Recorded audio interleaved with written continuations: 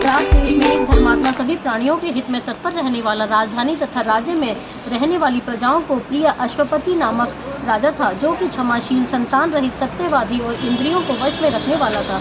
एक समय में राजा प्रभास क्षेत्र की यात्रा के निमित्त वहां पर आया और विधि पूर्वक यात्रा करता हुआ सावित्री के स्थल पर पहुंचा।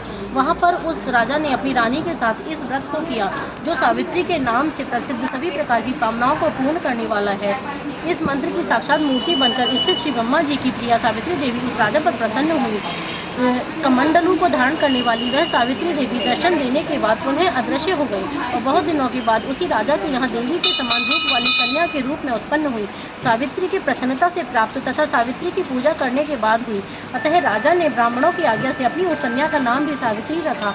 वह राजकन्या सावित्री साक्षात शरीर धारण की हुई लक्ष्मी के समान शोभित होती हुई बढ़ने लगी और धीरे धीरे सुकुमार अंगों वाली वह यौवन अवस्था को प्राप्त हुई, जिसके मध्य भाग सुंदर और नितंब भाव स्थित थे। स्वर्ण की प्रतिमा दिखाई पड़ती थी। लोग उसे देखकर यही समझते थे कि यह कोई देवकन्या है। कमल के समान विशाल नेत्रों वाली एवं तेज से अग्नि के समान प्रज्वलित होती हुई वह सावित्री महर्षि भृगु द्वारा कहे हुए सावित्री व्रत को करने लगी, जिसके आरंभ में सुंदर वर्ण वाली उसे उपवास करके शिव से स्नान की हुई सावित्री देवता की प्रतिमा के पास जाकर अग्नि में हवन करके ब्राह्मणों से स्वस्ति वाचन कराया और उन ब्राह्मणों से अवशिष्ट पुष्पांजलि ग्रहण करके सखियों से घिरी हुई लक्ष्मी देवी के समान सुंदर रूप से सुशोभित हुई। वरारोहा वह राजकन्या समीप में जाकर पिता के चरणों में प्रणाम कर प्रथम प्राप्त पुष्पांजलि को निवेदित कर हाथ जोड़कर राजा के पास में स्थित हुई। युवावस्था को प्राप्त हुई देखकर राजा ने उसके विषय में मंत्रियों से सलाह लेकर राजकन्या से कहने लगा, हे पुत्री, तुम्हें योग्य वर को देने का समय आ गया है। मुझसे कोई तुम्हें मांगने के लिए भी नहीं आता और मैं भी विचार करने पर तुम्हारी आत्मा के अनुरूप वर को नहीं पा रहा हूँ। अतः हे पुत्री, देवताओं के निकट में जिस तरह निंदनीय ना हो वैसा तुम करो। मैंने धर्मशास्त्रों में पढ़ा और सुना भी है, यदि पिता के गृह में रहती हो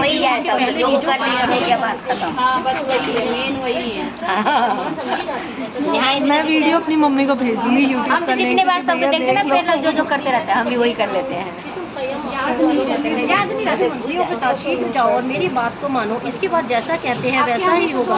ऐसा कहकर सावित्री घर से निकलकर राजर्षियों के रम में तपोवनों की ओर चल पड़ी और वहां पहुंचकर माननीय वृद्धजनों को प्रणाम कर सभी तीर्थों और आश्रमों में जाकर पुनः मंत्रियों के साथ सावित्री अपने गृह पर आ गई और वहां पर पिताजी के समक्ष पवित्र देवर्षि नारद को बैठे हुए देखा।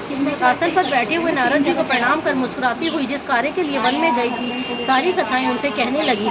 सावित्री बोली, हे देवर्षि नारद जी, शाल्व देश में धर्मात्मा द्युम्नसेन नाम से विख्यात एक क्षत्रिय राजा है जो दैववश अंधे हो गए हैं। उस समय उनको छोटा सा एक बालक और उसकी मां अवसर पाकर उनका पूर्व बैरी नामक एक सामंत राजा ने उनसे छीन लिया। अतः वे आर्य द्युम्नसेन छोटे बच्चे को साथ लिए हुए अपनी स्त्री के साथ जंगल की ओर चल दिए। उनका वह पुत्र वन में ही बड़ा होकर धार्मिक सत्य बोलने वाला है, अतः अपने अनुरूप पति समझकर मैंने उसे मन से वरण कर लिया है। यह सुनकर नारद जी ने कहा, हे राजन सावित्री ने यह बड़ा कष्टप्रद कार्य कर डाला। बाल बुद्धि होने से इसने केवल गुणवान समझकर सत्यवान को वर्ण कर लिया। उसका पिता सत्य बोलता है, माता सत्य बोलती है और वह स्वयं भी सत्य बोलता है। इससे उसका नाम मुनियों ने सत्यवान रखा है। उसको नित्य घोड़े प्रिय है और वह मिट्टी के घोड़े बनाया करता है तथा चित्र में भी घोड़ों को लिखता रहता है। इससे इसे चित्राश्रु भी कहते हैं। सत्यवान दान और गुण में दंती देव के शिष्य के समान है।